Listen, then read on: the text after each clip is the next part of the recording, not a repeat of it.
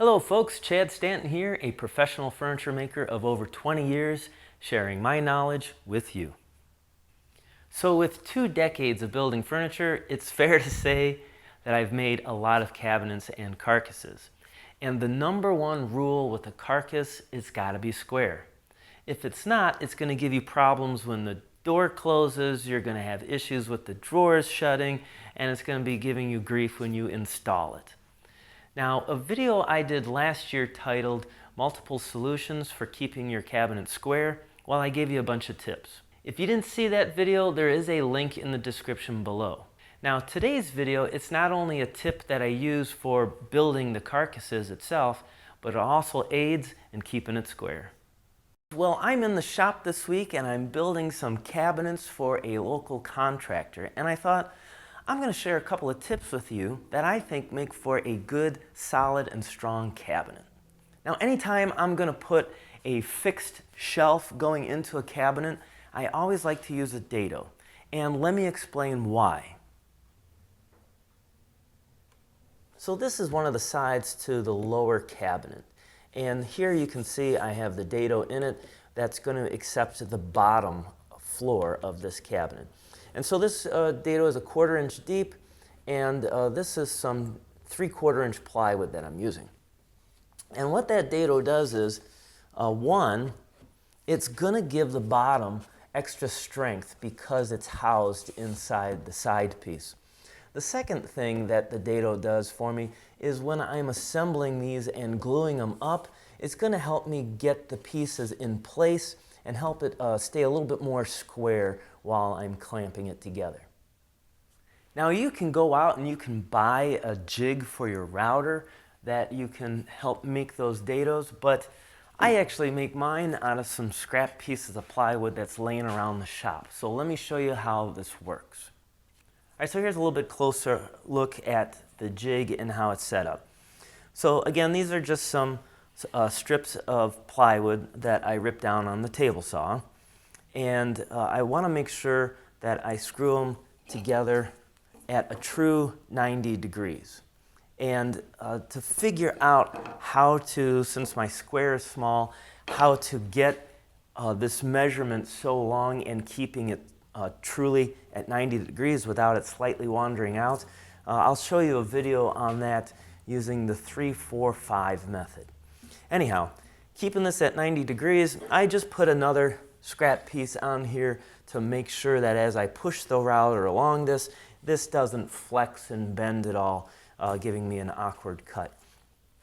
Now, each one of these jigs is specific to the router and the bit. So in this case, I have my Milwaukee. I think this is a 1 3/4 horse, and I have the 3/4 inch bit in there, and it's down a 1/4 inch. And so I marked this jig specifically for that because 3/4 inch is just slightly smaller than 18 millimeter plywood, which is out there quite a bit.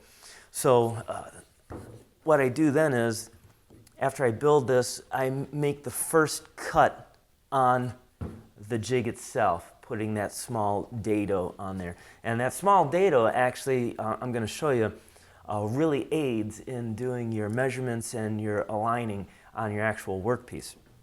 And keep in mind too that I specifically put on the jig the Milwaukee because I have a lot of routers, and each one of the routers has a slightly different center line to the edge. So that way I always use this jig with this router so I don't screw nothing up. All right, let me show you how I use this to make my lines and my setup on an actual workpiece. All right, so this is going to be one of the side pieces for the bookcase, and I want the top of this to be fixed.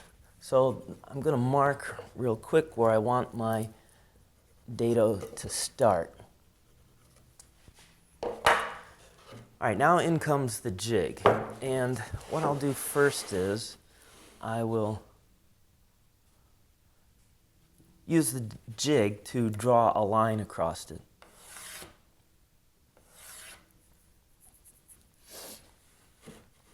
Then what I'll do is I'll come down and I can use this small dado that's on the jig, and I can use that to mark my other line. Again, square it off. And now I line that dado back up with my pencil marks. Put a couple of clamps on the jig.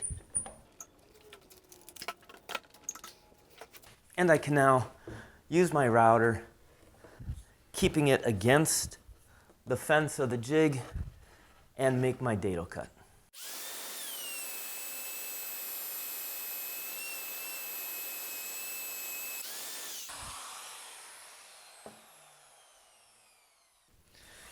From here, I just clean up all these little fuzzies with some sandpaper. So I pointed out the advantages I like to using the dado, but now let me point out the disadvantage to the dado. If this shelf is going to be really long, when it comes time to gluing up, as I put this one in and work at the other side, it might fall out. So it can become awkward unless you have a helper with you. So some people will say, well, Chad, put the shelf in and then put some nails or some brads to it to hold it in place while you work at the other side. And that's true, that'll work, but if I'm gonna stain this, that means I have to put wood putty in there, and sometimes that wood filler, that wood putty, it doesn't always take to the stain the same way, so it'll stick out like a sore thumb. This is why a lot of people like to attach their shelves with pocket screws, because the pocket screws will hold it tight and it goes on fast, but there's a slight disadvantage I found to using just pocket screws. Because this hole is drilled in on an angle, when I put the shelf on and go to tighten it up, because of that angle, sometimes it can move just a little bit, and then I can be slightly out of square. I found it's more troublesome for me than helping. However, I do a combination of the pocket screw and the dado. Let me show you. Once again, this is the bottom cabinet, the side. The dado plowed through there to accept the bottom panel. And the bottom panel, I actually have put in pocket screws. The reason for this is, as I assemble this, I can glue it up, put the screws in, and right away I don't have to go to clamps. I can work at the other side, and it'll assemble really fast and be extra strong. Now I do want to point out that before you work on your actual piece, I would do some test pieces with some scrap wood. I had to adjust the depth of this hole, and I also went from an 1.25" screw that typically I put 3/4 to 3/4 together, and I went to a 1" screw. Because of that dado, an 1.25" would punch all the way through. Well, I hope you enjoyed that tip on how I do some of my building of cabinets. And if you did, please leave a like, subscribe, or a comment. It really does help with my YouTube rankings. Don't forget you can follow me at Woodchopping Time on Instagram and on Facebook. And we also have on Facebook a group page called What Are You Doing?, where it allows you to share and show off the projects you're building in your shop. Okay, so here's what's coming up in another video, but I want to ask you which one you would like to see first. The one video that I'm working on is I'm building a chair for a client, and this chair is a renowned chair by an acclaimed architect, and it's actually in the Museum of Modern Art in New York there. And my customer bought the actual building plans for it. Well, I'm not going to argue with an architect, but I don't really think he's a furniture maker. I found problems with the plans, I found problems with the design, and even the method for construction.